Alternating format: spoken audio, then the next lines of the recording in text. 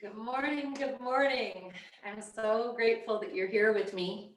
It's a little chilly. I've got on a layer, but we're going to be doing some good warming up. But we're going to start actually with some self massage. I've been thinking about, how can we take care of ourselves well when perhaps a lot of the normal behaviors that we might have of self care involve maybe going to a massage therapist or just meeting a friend for coffee, things that just felt good, that we're having a certain level of deprivation and sensual deprivation, perhaps. So I wanted to start with some self-massage. It's a really powerful way to wake the body up in general, but also specifically, we are getting into pressure points that are part of, say, acupuncture or acupressure, if you've ever had those treatments, and of course, massage as well. So inviting you to come to seated. I'm just going to be directly on my mat, but you could either use a sort of low bolster or tuck kind of a towel or something under your butt if you're feeling kind of hunched backwards. We want to be able to feel that we're upright from our sits bones through to the crown of the head. And you're going to want your feet kind of loosely forward from you in like a diamond. And first, we're just going to start off with lymph rub. And some of you may be familiar with this. We're basically massaging this soft valley that's just kind of down in from the shin bone. And it runs from the ankle bone all the way up to the inside of the knee. So I'm going to ask you to start by taking your thumbs and you're kind of working your way in, like kind of kneading. And if you're doing this right, there should be some sort of, ooh, moments, some intensity. Yeah, hello, who knew all that was in there? And after you've made one sweep, perhaps start down again by the ankles and then kind of go a little slower and pause in those places that feel kind of dense or intense. And just notice, what's the quality of the sensation there? It might feel stingy, it might feel thick, kind of achy. What I find fascinating is how the sensation can change within, an inch. We also know that this area can get very, very intense. If you've been eating a lot of sugar, which can cause a lot of inflammation, we might feel it here. So after you've made another sweep more thoughtfully, go down one more time. And this time you're going to place your thumb, but instead of just the normal kneading action that you've been doing, try just sort of rotating your thumb down and holding. It's like you're kind of peeling your calf muscle away from the shin bone gently, but enough to get some intensity. Yeah, breathe into that. Sighing breaths are a wonderful way to move stagnation and also calm the nervous system. So especially if you're hitting some intensity, add those. Inhaling through the nose.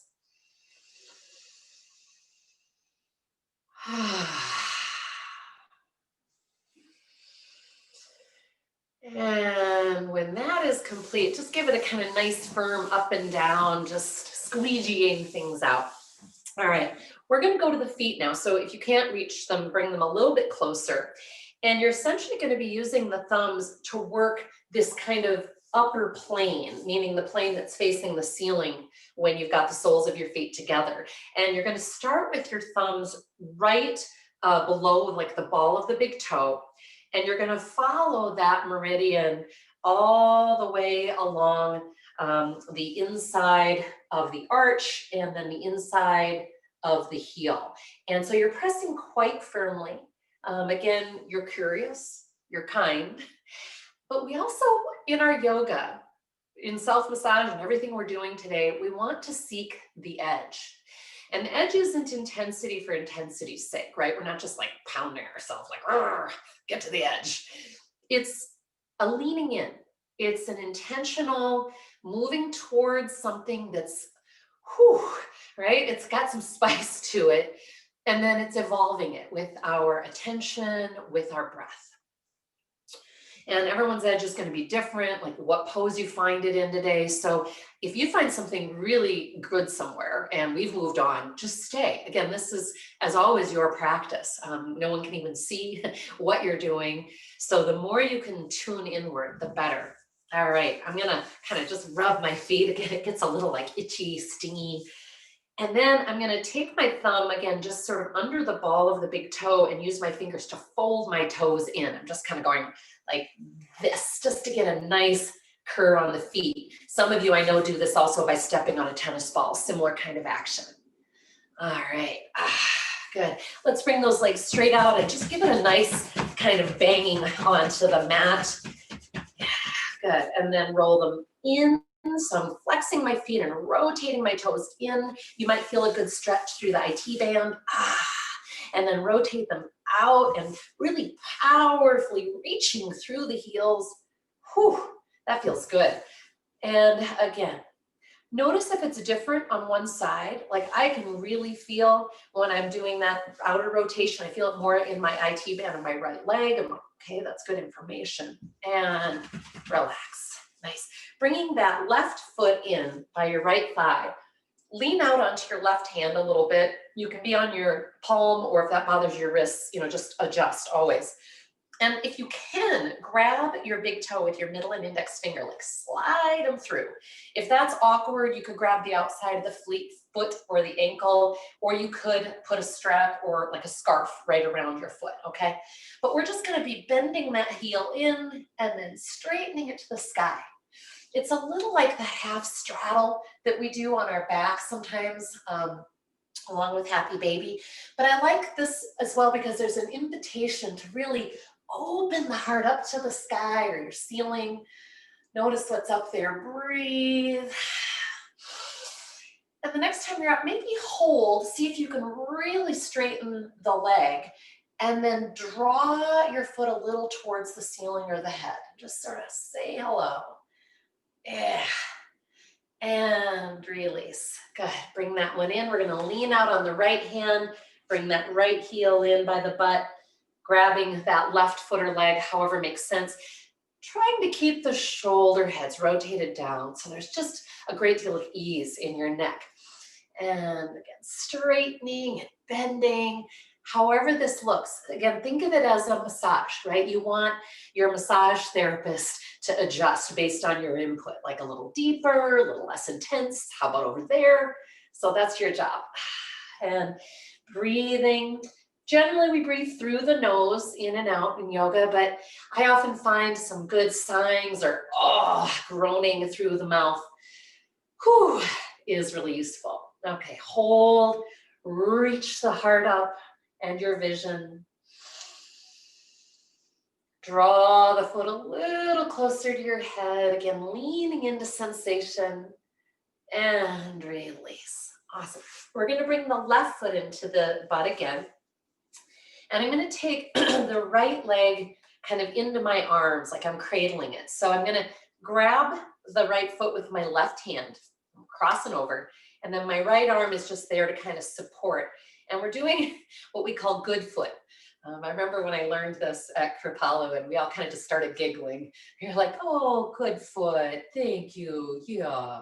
Good. Now we're going to take that wonderful foot of yours and we're going to cross it over to the outside of the left thigh. So you're kind of just continuing left, planting it.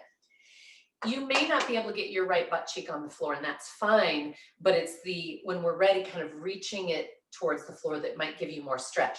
For now, try to hug the knee towards your chest. And then invite that butt cheek to sink down.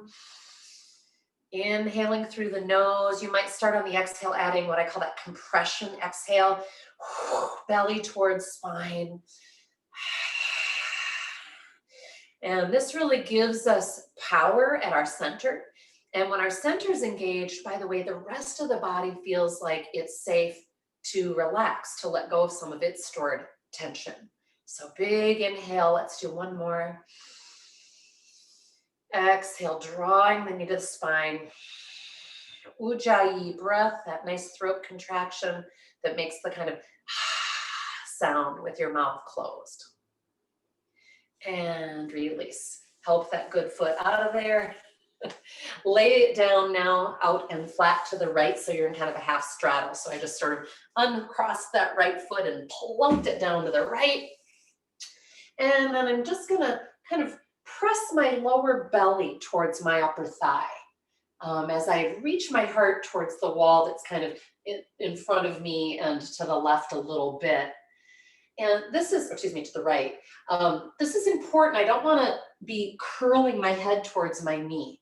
I want to be kind of pushing the heart forward out over the foot and pressing the belly towards the thigh. Oh.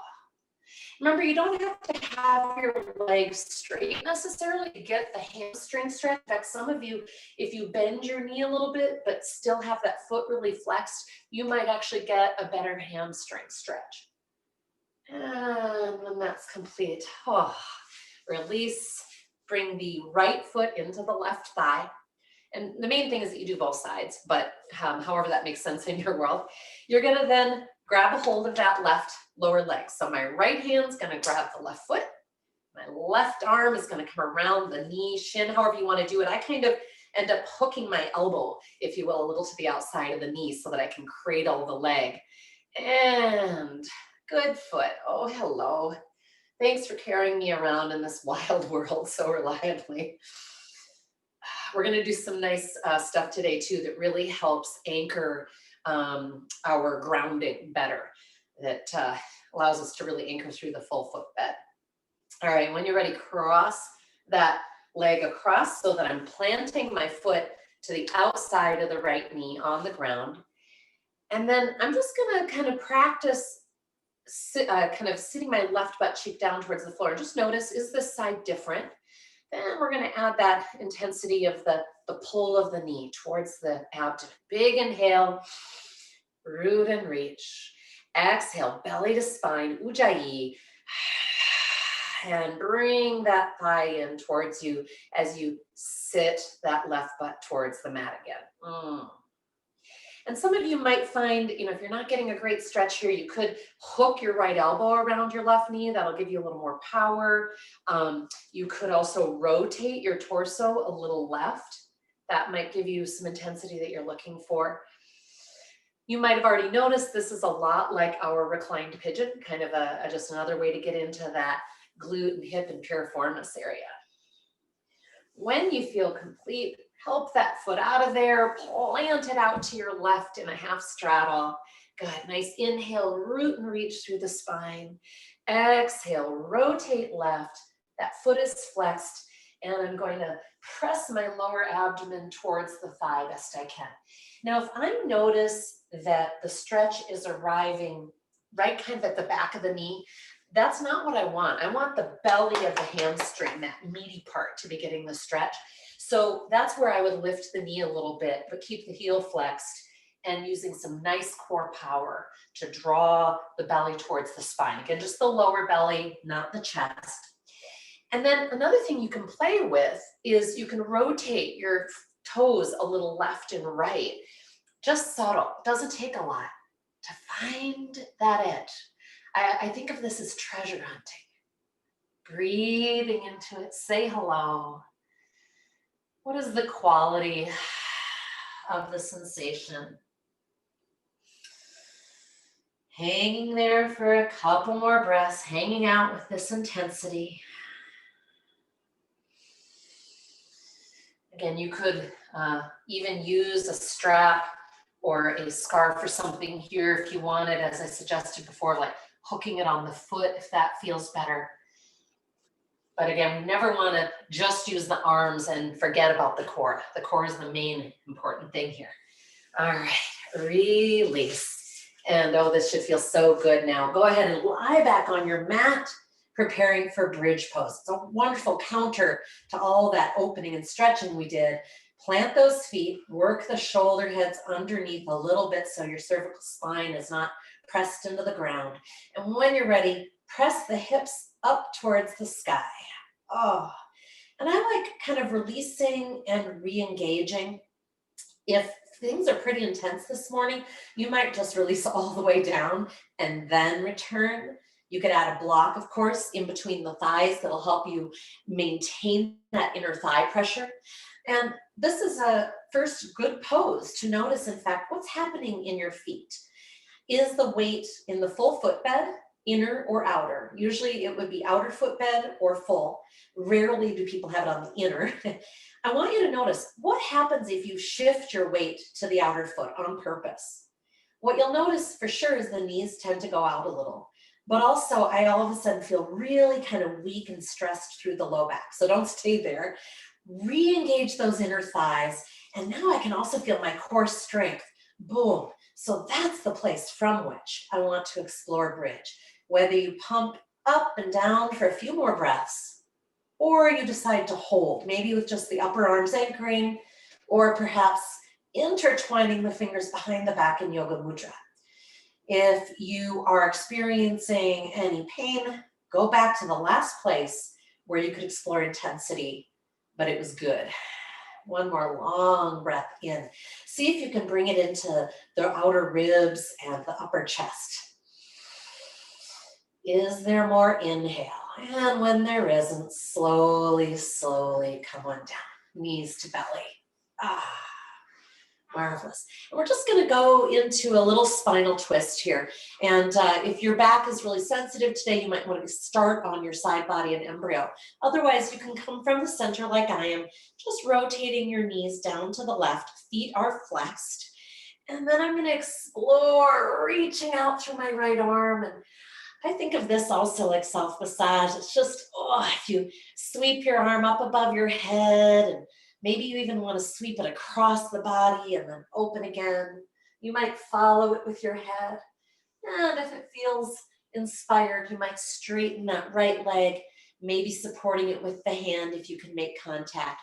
If you're way down here, kind of below the hip line, it's not probably going to feel very good and the back will be unsupported. So only add that if you're kind of up high a little bit with the knees.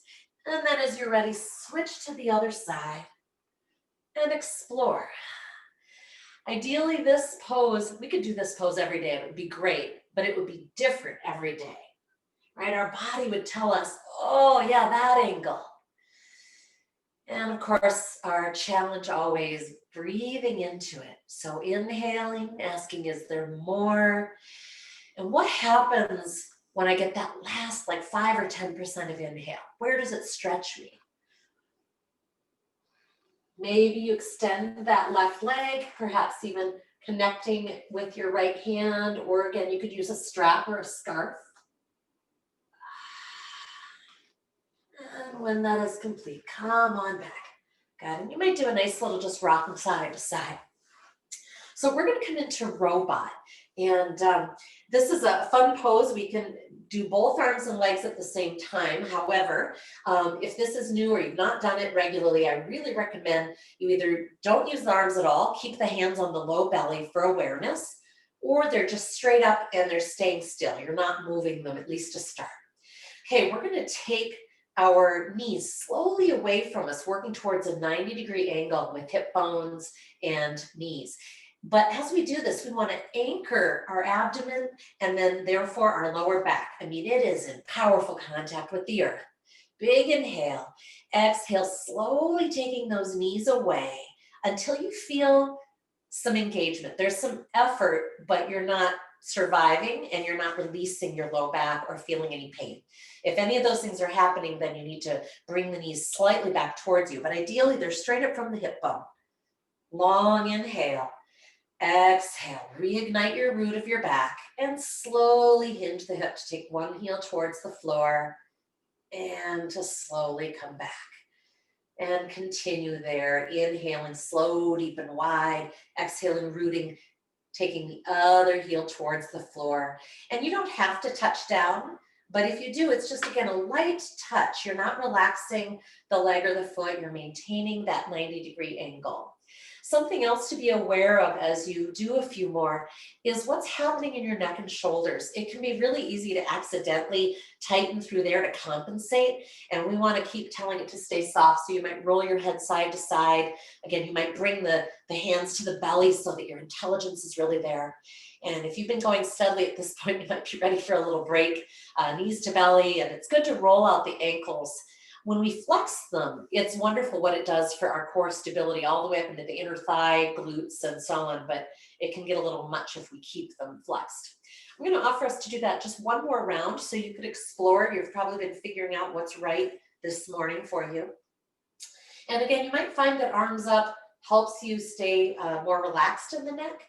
If you would like to add them to the dance, it's an exhale root, of course, one heel moving towards the floor, opposite arm moving, hand reaching towards the wall behind, elbow straight. It may never connect with the floor. We're interested in the wall. And we come on back. Inhaling always in neutral, get plenty of fuel. It's also that in-breath that says, hey, we're good. I'm just relaxed, doing my robot here on my mat. Power down through the core, other heel, and opposite arm. Good. Go ahead and do a couple more of those until you feel complete. And then notice any stretches that your body might want. Maybe it's just some neck rolling side to side and so on. Robot has been such a fun one for us to do over the years and see how it's changed people's core strength and then stability in poses. So if this felt intense, do it every day. This could be your one thing. You're like, okay, I'm going to take that to my mat and do it every day. As you're ready, rock on up to hands and knees. We're going to do a little cow cat, just work anything out of our spine. Intelligent hands, middle finger forward, fingers spread really wide. Inhaling, draw your heart forward, tailbone back. Try to keep from looking forward. There's such a temptation, but we just want to be elongated. Exhaling, belly to spine and cat back. Inhaling, cow pose again. You might even traction with the hands a little bit, like you're trying to pull yourself forward off of the mat. And exhaling, cat. Good, holding your cat back. And just take your ribs side to side. So left and right. And those of you with animals know that this is a very smart thing to do. It must feel good, right? That's why they're doing it. And of course, like animals, we should make it organic. So if you're like, oh, and I also want to reach that way and send my hips maybe towards the heels. So when your ribs are to the right, maybe you send your hips down towards your right heel. Oh. If this feels good, there's no way to mess it up. And that's true of our whole practice. All right, we're gonna come into something that is actually for fascial release. The fascial layer of our body can really restrict our movement and impact our health. And so I'm gonna show it to you a couple of different ways. The first way is you're just on your knees and you come down to your forearms, ideally with your elbows a little bit in so that they're coming towards the center line. They're not just straight below the shoulders like we're often trying to do, say in forearm plank. So bring them in. And what I'm going to ask you to do is to first push and pull, push into the earth and pull towards your knees. Again, it's a tractioning movement. And as you now hold that tractioning, slowly reach your butt towards your heels, not with the intention that it will go all the way. And you should be feeling some stretching through the back area, like around the blade, down into the ribs below the shoulder blade. It can be pretty profound. If you're not feeling that, start again and just check in with that tractioning piece. You really need to be pushing into your mat and kind of pulling towards you without actually moving your arms. And then it's that slow drawing back of the butt. Now, another way to do this is to just take one hand and plant it. So if I keep my right forearm where it was, plant my left hand kind of just out to the left of that hand, my right hand. And I'm going to do the same thing, but just with the one side. So I'm going to traction down and back with my right forearm and slowly bring the butt back. I'm shaking in my right arm. Okay, so that's like how much of an effort I'm applying. Inhale, return to neutral. Exhale again.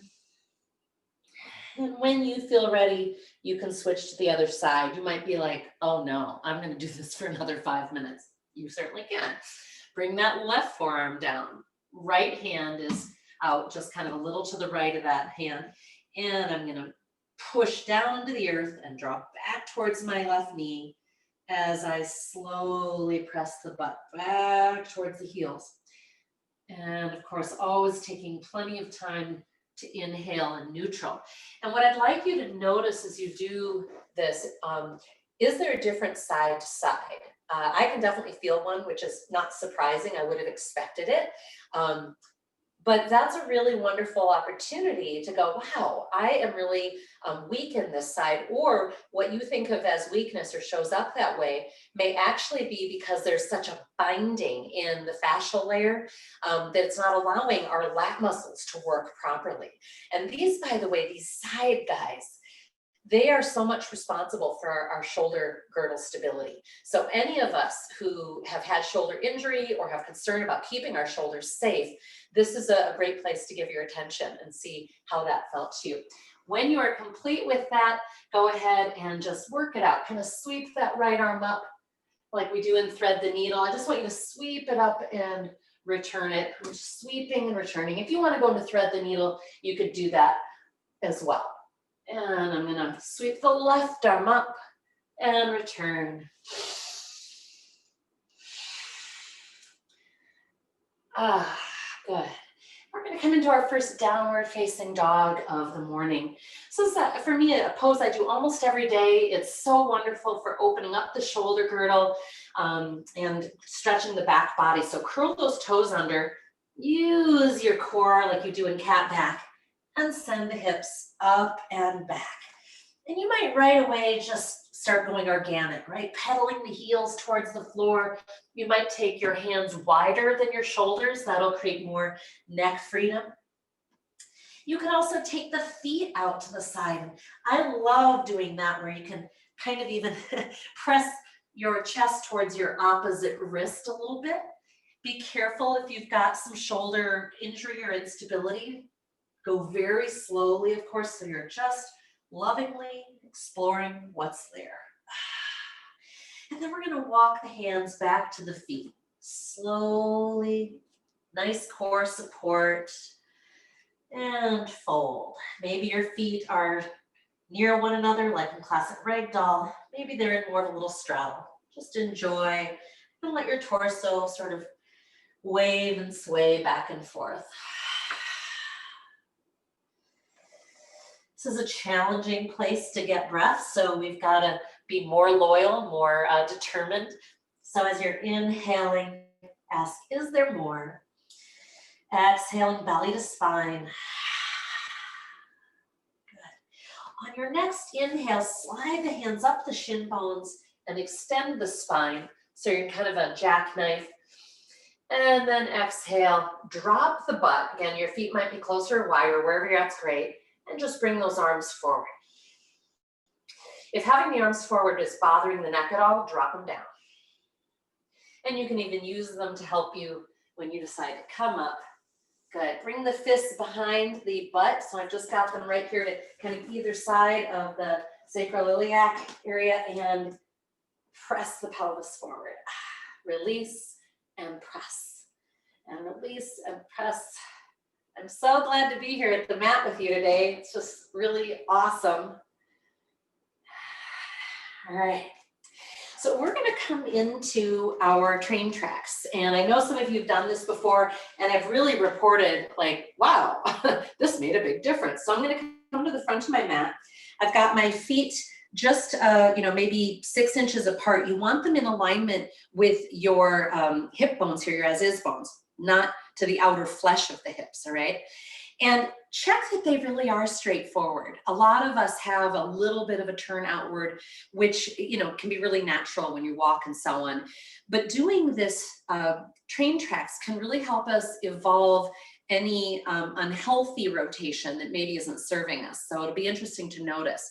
I'm going to show you facing you so you can kind of see. You're just going to step back a little bit with your right foot or your left, but I'll be giving cues based on that.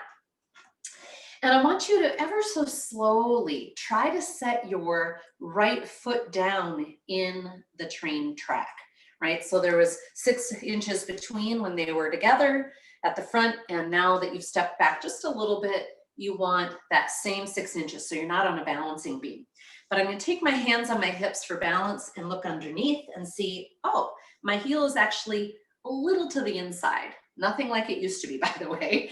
And I'm going to rotate it so it really is straight. And then as I come back up, I'm going to tune in. What am I feeling perhaps in the calf of that back leg? What am I feeling perhaps in the IT band and some of these muscles as I'm asking them to rotate more forward? This also means I'm asking effort of, say, inner thigh, groin area that can get very lax when the feet are turned out a little bit. I want to notice too in the front leg, am I losing contact with that inner foot? Try to anchor through the ball of the big toe and even think about kind of squeezing something between your thighs. Good. Let's take another long breath there, just reaching the arms up and slowly relaxing, returning to neutral. If you feel any low back discomfort, try going into a forward fold for a little bit and give it a good breath and a massage. Okay. When you're ready, we'll go to the other side. Again, check that you're starting neutral. Slowly step back with the left foot or the other foot. And slowly reaching down through that left foot to anchor the heel on the floor. If you can't, you need to shorten your distance.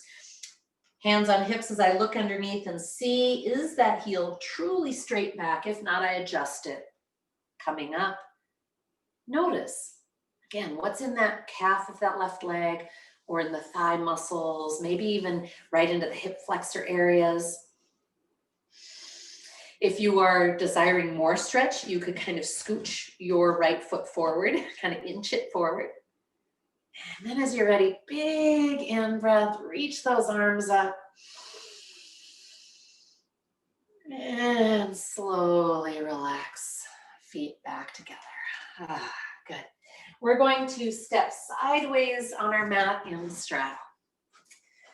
All right, we're going to do just some nice exploration first before we try to go deep anywhere and just see what our knees and hips have going on today. We've done a lot of nice warming, so I hope you'll get to reap the reward in our warrior stretches. So turning the right foot 90 degrees, first we're just pumping. Send those hips towards that right heel. I've got my hands on my hips so that there's nothing to pay attention to except what's happening in the pelvis and the legs. Good. Maybe you can scooch and deepen a little bit, bringing that foot a little further forward. And then we're going to return it to our straddle where feet are parallel. Turn the left foot 90 and just start pulsing. So as you're doing this, we want to have attention on the back foot, that it's staying anchored, that I'm not losing contact with the blade and coming in on the inner line of the foot. This is also a great place to practice your yoga toes. If you look back at your back foot, are the toes getting squished together? If so, try to plant the big toe and spread the other toes out like a nice tree frog. All right, one more. See if you need to deepen it. Breathing, of course. And come on back. Nice. Anytime you need to take a break, just come on in, roll those ankles, love them up. Okay. We're going to, in straddle again, turn that right foot 90. And this time I'm going to ask you to bend it and then straighten it like we do for triangle. And let your torso move towards that wall in front of your right foot. Now again, I'm not adding arms yet. Let's do that again. Bend it, straighten it, really ignite that right thigh muscle. Don't let the leg just hang. It's not just hanging on the joint. I'm really pushing the earth away. And as I press my head towards the wall in front of my front foot, I'm letting that power come from my left leg. So it's this line of energy that's moving all the way through me. All right, let's switch. Don't worry, I will give you a chance to do that pose with arm extended as well if you want.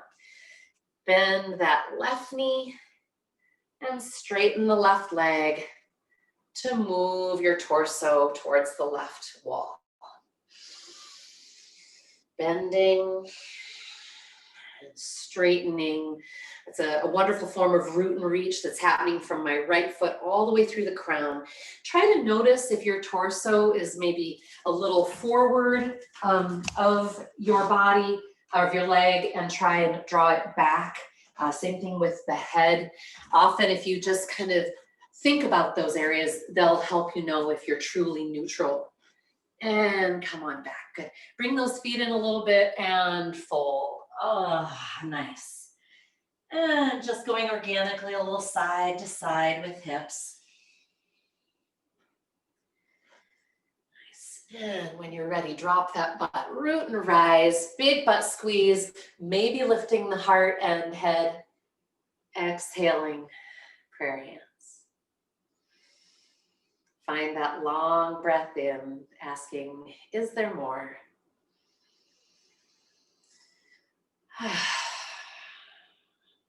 Again, sighing breaths are a wonderful way to release any patterns of holding or whatever that come up. So add it anytime you like. Okay, we're gonna return to that triangle, essentially is what I was preparing us for. And if, so turn your right foot 90. If when you start to cock that right hip down and take your torso towards that right wall or right into the mat, if you start to feel like pain right down where it connects kind of at the pelvis, or like even a kind of a deep pulling, then I would absolutely just back off of that and stay with arms like this. As soon as you add either of the arms, you've added that extra weight that this part of your body is having to support. And sometimes we just are so tight there that there's not enough resiliency in the tissue right now sometimes to let us do it, even if we have the strength, okay? So I want you to find that elongation, left foot to right crown, and then see if you want to just let that right arm come down. I'm not leaning on the knee. I've just got my hand to the inside, and I'm going to breathe. Inhaling, let it bring you up a little bit. Exhaling, let it slide you down. This is all with that left shoulder stacked over the right. And again, this is another reason I have us start without the hands, because our attention tends to go right to that outer thing, and we lose contact of what's happening in the center. I like looking down at the foot. I find it's easier on my neck. And if you find that you feel good and you want to just explore the edge a little more deeply with breath, you might add that left arm straight up to the sky. Sometimes people enjoy reaching out beyond the head. Wherever you are, take one or two more really thoughtful breaths. Is there more? And then returning. Again, you can anchor the hands to the waist to help you back up. How'd that feel? You feel a lopsided perhaps? Let's do the other side. Turning the left foot 90.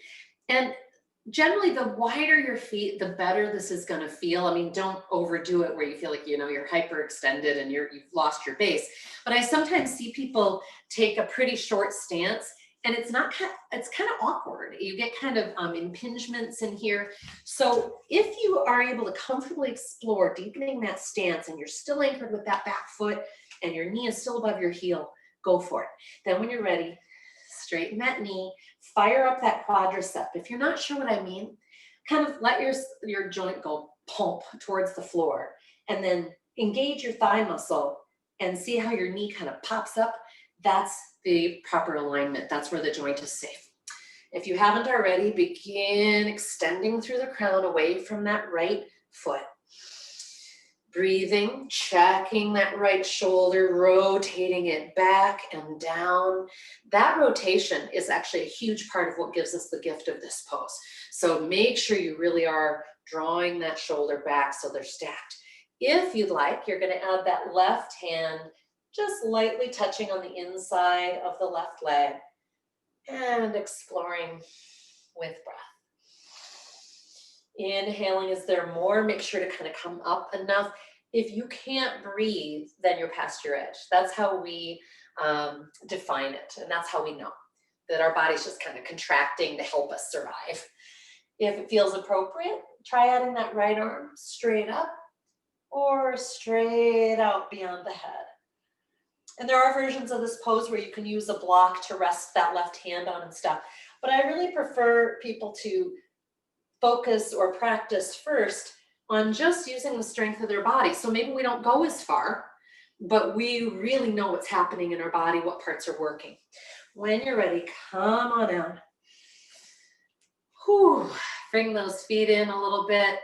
And feel free to either just center here a moment, hands in prayer, or to drape forward. That can feel really good too, but sometimes it can be a bit of a head rush after that big effort to go head down. So see how you feel. And let's bring those feet in, roll those ankles out. It's easy to take on tension in ways that we don't intend to in our yoga, and the best we can do is notice and attend to them. One of my favorites, as you know, is the little neck collar. So I'm just taking my hands and kind of lightly placing them. I'm not intertwining or gripping. It's just creating a nice little collar to support the head, so that as I slowly take my head to one side and the other, and at some point circling, there's no compression of the discs. In fact, they're all feeling spacious and supported. And that's why and when we will often get releases up into these upper vertebrae. We don't think about this, but the spine actually goes all the way up into the skull here, right? It doesn't stop at the base of the skull. Just like our lower spine doesn't stop right there at that sacral triangle. It goes all the way down into the tailbone. So the ability to tell that upper spine, like, it's okay to let go. This is an area that I often refer to as the I've gotta muscles, and we know that parts of the body up here will contract when we feel unsafe or striving. And I think there's been plenty of unsafe feeling. So love this up. You might add a little lion stretch. And if you still have your hands on the neck like that, and you do lion stretch vigorously enough, you should feel those muscles engage.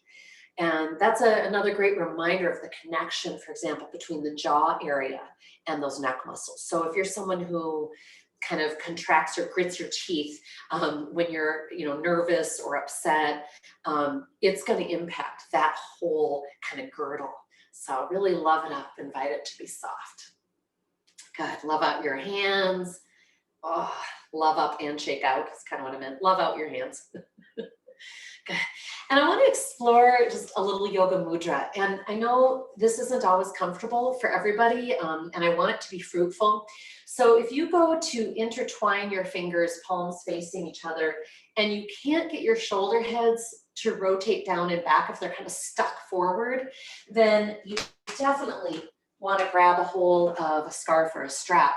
Or if you can get them forward or down and back, but you can't get these arms to straighten, and you're kind of stuck with bent elbows, go ahead and add that strap. Give yourself a little space. And my hope is you'll be able to anchor the shoulder heads, press the fists towards the floor, straightening those arms, really firing up your triceps, and then pressing the fists off of the butt.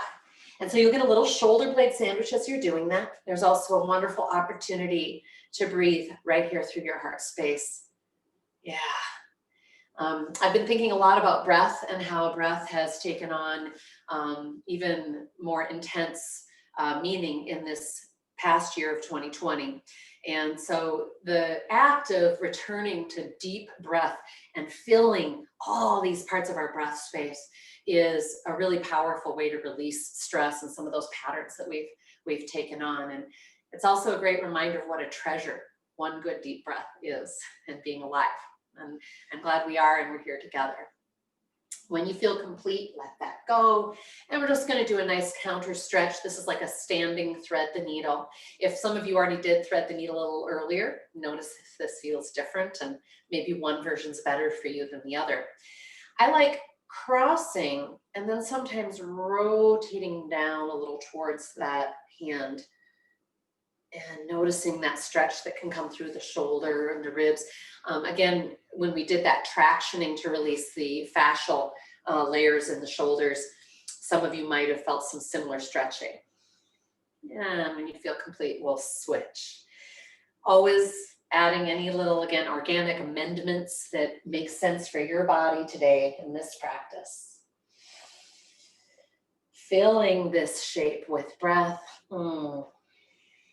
Beautiful, beautiful breath. Inhaling. Is there more? Give it room. Nice. And release. All right. We're going to come into first a stretch for IT bands, and then we're going to do some fun work with it. They'll get a little heart rate up too. I find that at this time of the year in the winter, it's very hard for me to get enough warming exercise unless I can get out for a good hike. So I want to give you guys a little bit of a heartbeat warm up too. First, our IT band stretch. This does not work for everybody. I want to just say that if you're like, what's wrong with me? But I'm going to give you as many cues as I can to get in there. So you're going to cross your right foot to the outside of your left, and your knees will stay a little bit bent. You don't want to, lock them back, but let them bend as much as they need to achieve this. And then you're going to forward fold however far you need to feel a stretch, hopefully into the outside of the left leg. Now, if you've got something, if you're pretty tight like me and you've got like a chair or something that you could connect with, that's kind of nice, because then you can give it only as much body weight as your leg can handle, and often you get a better stretch. Also notice if you shift your weight a little forward and back, usually somewhere in there is something good. If you're not getting anything, then put your weight on your right leg and massage your left IT band. Just don't leave it unloved, all right? You can rub your hand up and down, and as some of you know, you can use a roller and other techniques. Let's find the other side. We're gonna cross the left ankle over right. And no worries again if you're still on that other side, because that one needed more maybe. And as you're ready, fold. And you can always support on your leg as well, but just never press on the knee.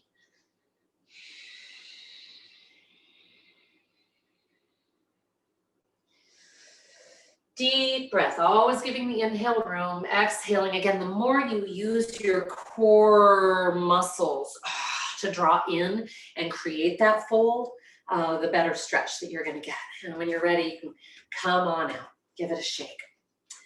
So if you noticed one side was quite different, I want you to just briefly, before we go on, reflect back to when you were doing train tracks and what your experience was, whether one side foot was a lot harder to get neutral and straightforward, what kind of stretch you experienced, and so on. And again, maybe that train tracks would be a pose that you'd want to do again, maybe robot and train tracks. It'd be a great week.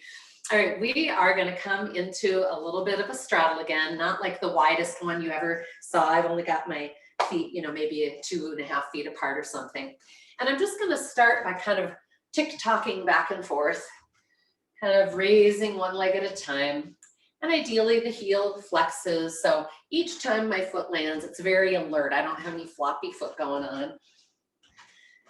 Good. And I'm going to start adding the arms. So as I land on my left foot, I'm going to let my right arm cross and so on. So it's whatever foot you're on, the opposite arm is reaching that same direction. So your whole body heads left and right. You got it.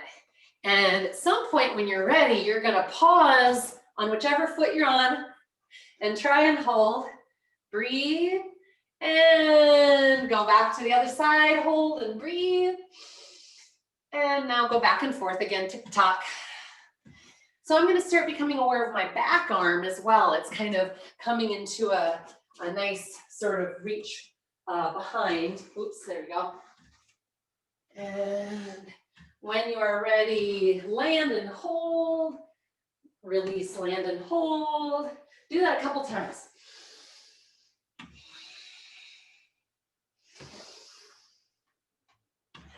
And now go back and forth.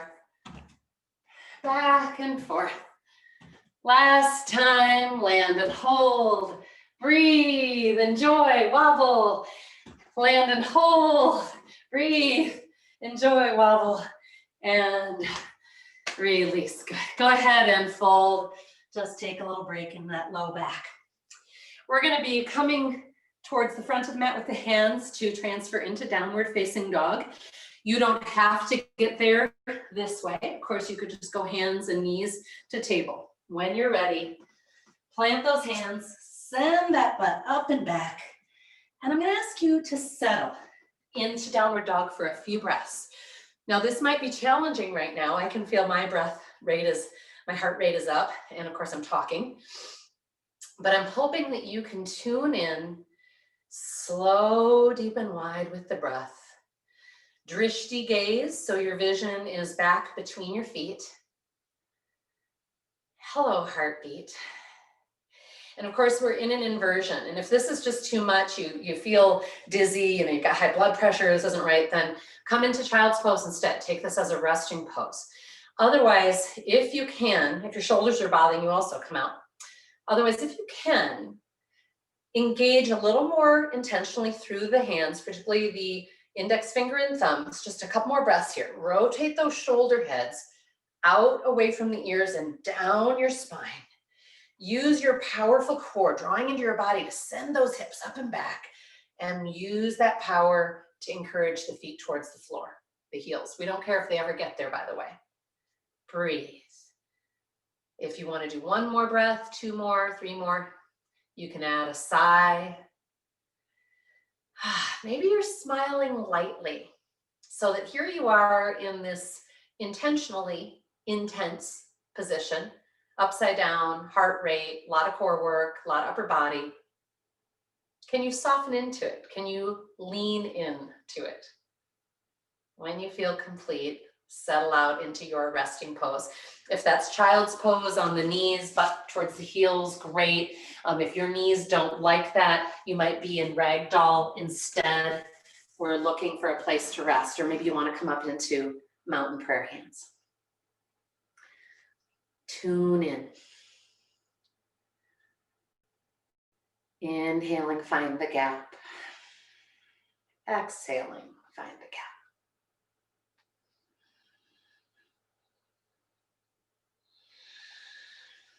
Okay. I'm going to bring us into essentially a quadricep stretch. Many of you are familiar with this and the options. I'm going to do a slightly different version today where we're going to be on our belly, but we're going to just do one side and then the other. And then people who want to do both will, but rather than grabbing both ankles right away.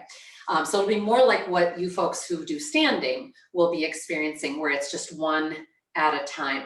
I would encourage standing folks to, again, start with your hand on the hip, or if you need to, something to support balance, and really just pay deep attention to what's happening in the core and pelvis and the thigh muscles before you consider adding arms or trying to go to dancer or anything, okay? Those of us who are on our bellies, make sure, please, that you are anchoring your pelvis. So pubic bone and hip bone. So you've got that pelvic triangle, and that's what's really going to support your low back.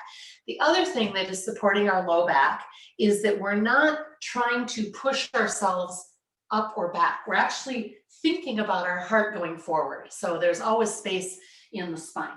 So I'm going to place my left forearm parallel to the front of my mat, and keeping the glutes squeezed, I'm going to rotate and clasp that right ankle with my right hand.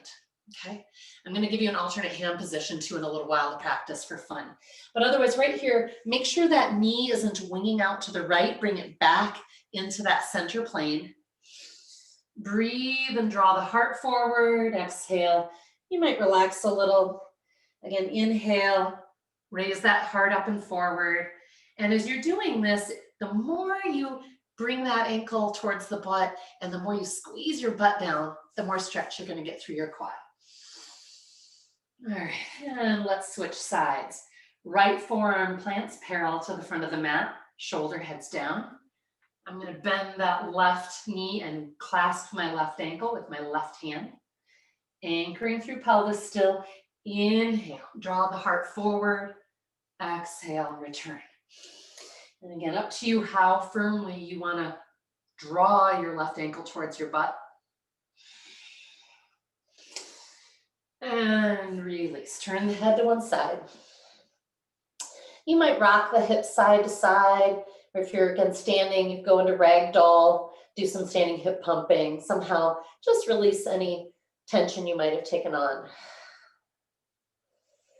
Big belly breath into the belly and goes straight to your low back, I hope. All right.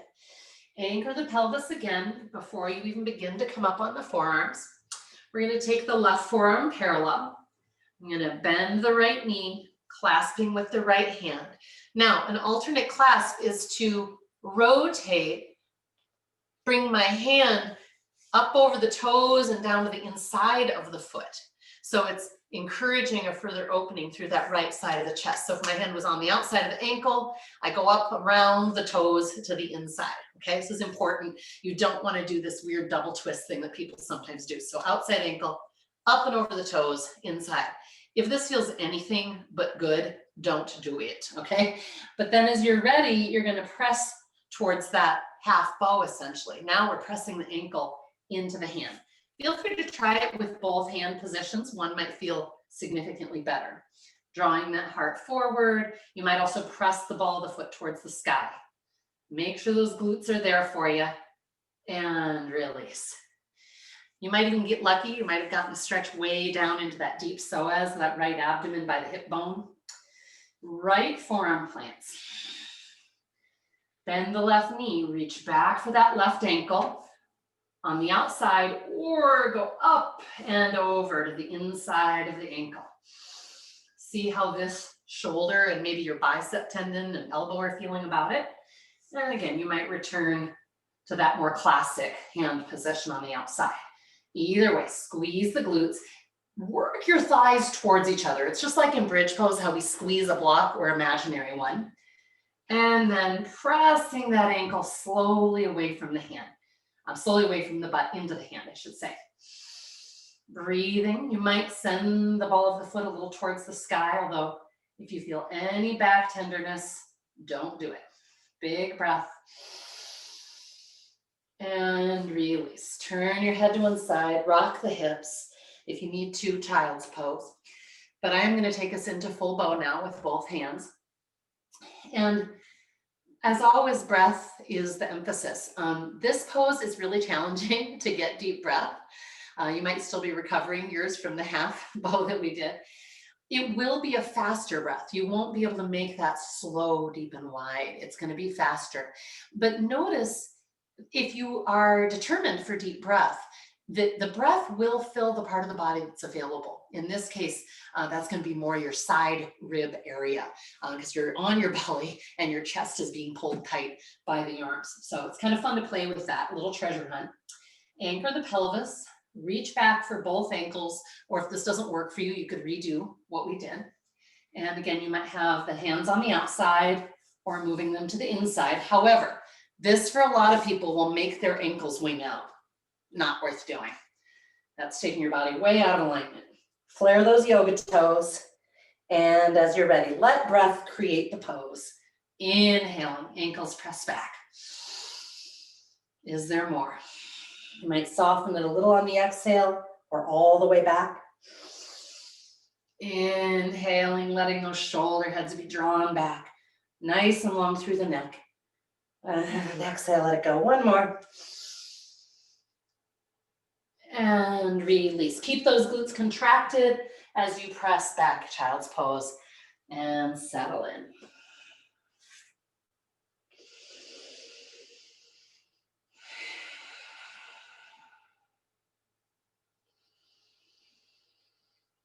Again, you might be finding an alternate posture that allows you to just settle, breathe, to notice what you've done.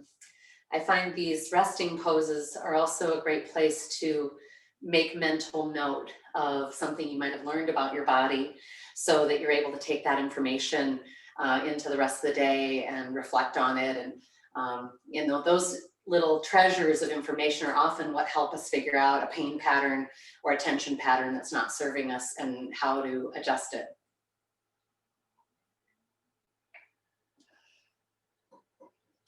I'd like to work with our breath blocks for our pranayama practice today. And it's really important to be seated upright, although the breath blocks actually can be done laying down. A lot of pranayama practices don't work that great laying down, but up to you.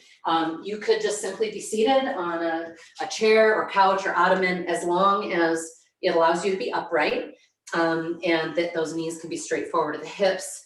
If you would like, you could add a bolster that gives you this seated position. Similarly, where the knees are not higher than the hips. That's important because that'll tend to create tension in the hips if they're higher, but also will tend to slouch. All right. So I believe that most of you out there have done some breath locks before. It's generally considered a really easy entry into pranayama practice or breath practice because it's just not very intense, sort of unlike Kapalabhati and some of those other ones. And there's not a lot to keep track of. You're not doing anything with your hands.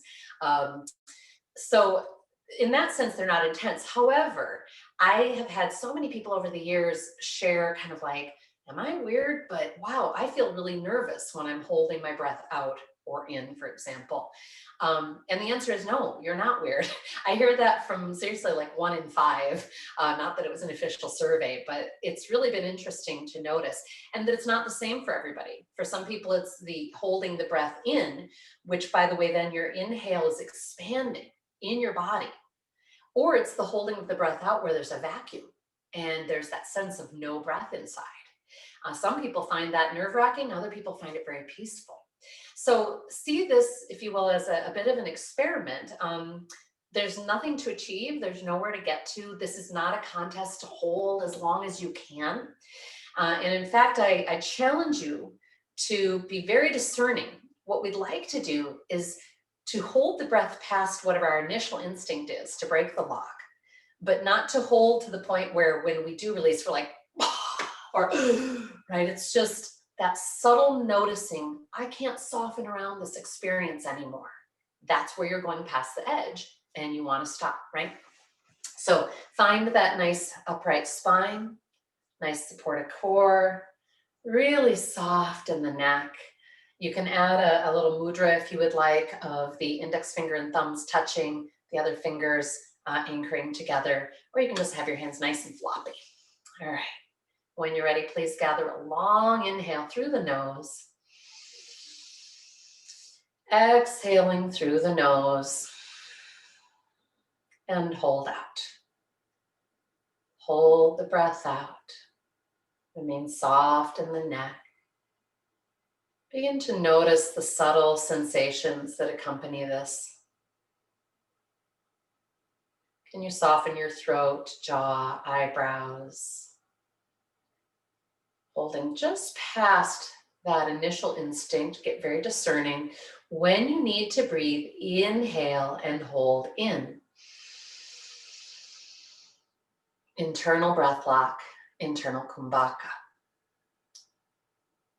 And of course, if you breathed in really deep, you're not going to be able to hold in as long because there's not as much sort of loose space to expand into.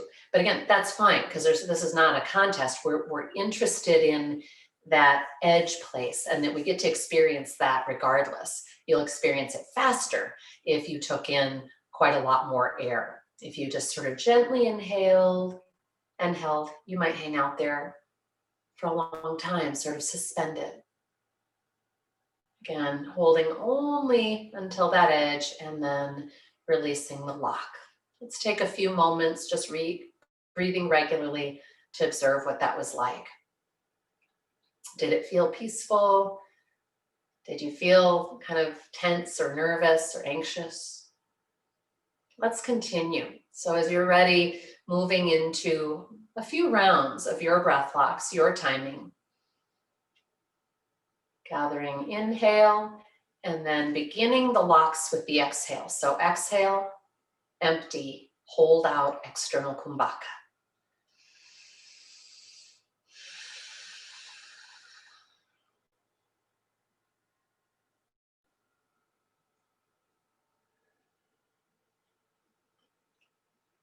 Notice the quality of sensation in the body, what's happening in the chest. Are you tightening areas that don't need to be, like your jaw or eyebrows? What happens if you add a soft smile? When you're ready to release, to inhale, gather that breath, watch it rising up the spine, and then breath lock internal kumbhaka.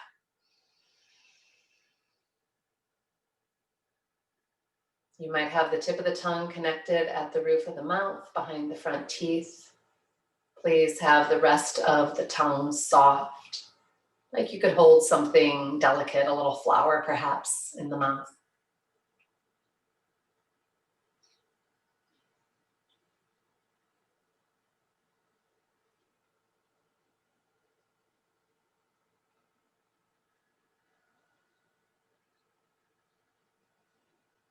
Of course, releasing when it's appropriate and inviting you in 1 or 2 more rounds, depending on your breath timing and what feels appropriate in your body.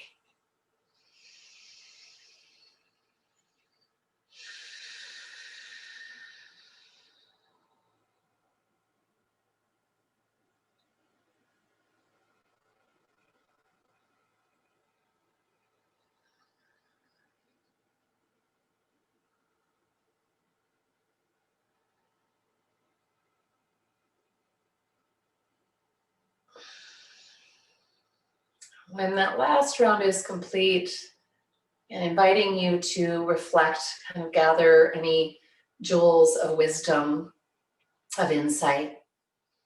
If this was really difficult for you, anxiety producing, I would recommend to do it some more. Part of what I love about this breath practice, in fact, is that it is a great place to meet your own discomfort safely, right?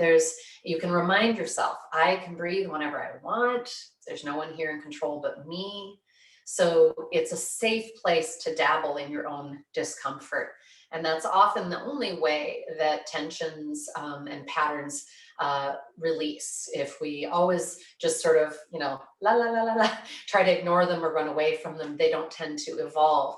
But we also can't usually afford to just crash in and take something on that may be very entrenched in a really aggressive way. So I love the breath blocks for that. I also find that they help me find a meditative state more than a lot of meditation just watching the breath does, because there's so much sensation around the in and the out, the locks, that it gives me a place to have my attention. I'm going to invite you to move into a resting shape. Hopefully you've gotten quite relaxed. If you'd like to be in seated meditation, lovely. Please, again, find your upright spine. If you happen to have a block and a bolster, or you could even compensate with some cushions and so on, you could place the bolster up on your block so that you've got a little bit of a lift. Your butt would stay on the floor as you recline onto the bolster. You could even take another rolled up yoga mat and just lay it down the spine and recline over it. Please just make sure that your head is in alignment with the spine, that it's not dropping back off of something. But one of the gifts of this shape, whether your knees are bent or straight, whatever's comfortable for you, is that we're getting this center line lifted. And so there's kind of a butterfly opening of the chest and rib cage space. It's a wonderful heart opening and allowing for breath to really find that whole front body that's often so shut down, either because we're afraid to feel, which happens, or simply because of the mechanics of our daily life of being at a computer or otherwise hunched forward around a craft project or whatever it might be. So asking you to find your shape, and we're just going to tune in together for a few minutes here, a deep rest, where you get to circulate all the gifts of your practice, the prana, the life force that you've cultivated. Is there any part of you, body or spirit, that has been in challenge? Perhaps you'd like to send your attention there in this moment. Each exhale, sinking a little more deeply, down, down, down.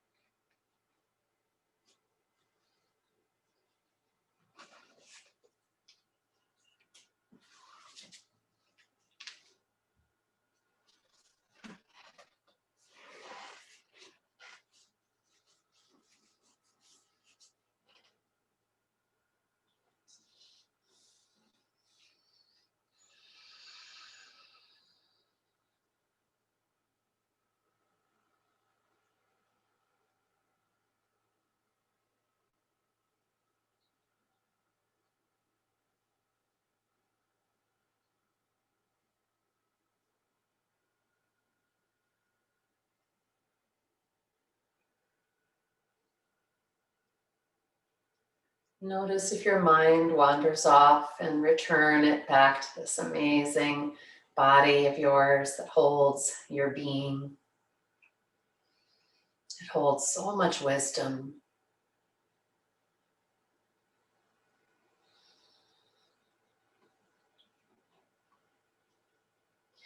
This would be a beautiful moment before you choose to reawaken and join the river of life, to just notice what's needed. What would create more wholeness today? Is there anything in particular that you need to say yes to, no to?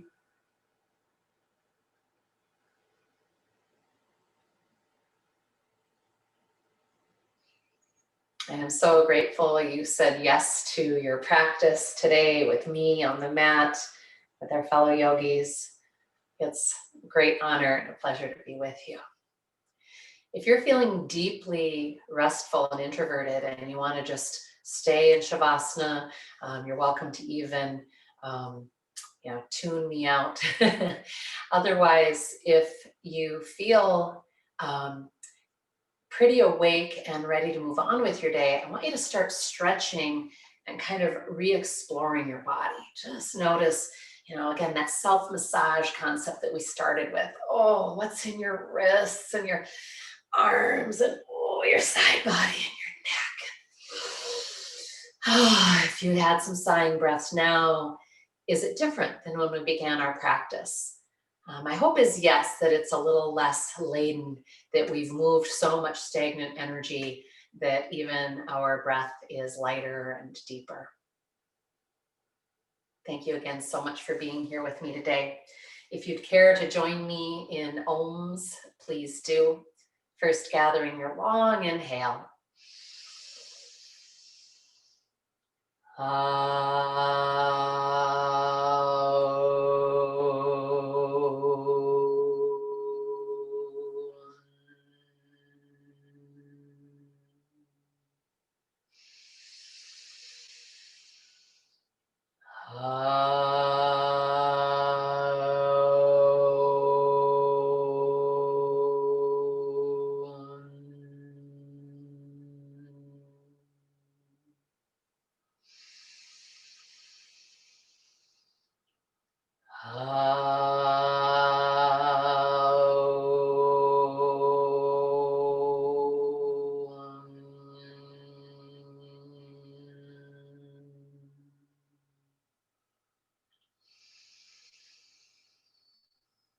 Om Shanti Shanti.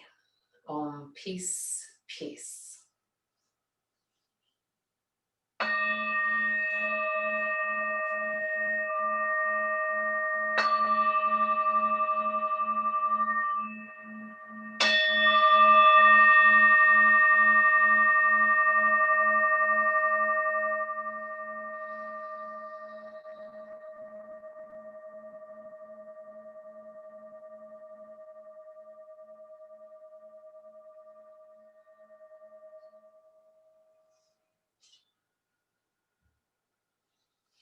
Namaste.